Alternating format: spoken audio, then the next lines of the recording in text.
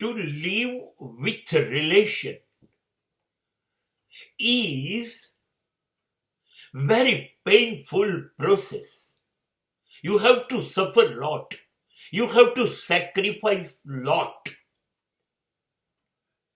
સંબંધો સાથે જીવવામાં બીજી કોઈ તકલીફ નથી, પણ તમારે હામાં હા મિલાવવાની છે. જીવનભર સામેવાળાનો તમારે ઘસારો ઉઠાવવાનો છે, તમારે ભૂલી જવાનું છે, તમારે સહન કરવાનું છે, તમારે બલિદાન આપવું પડશે.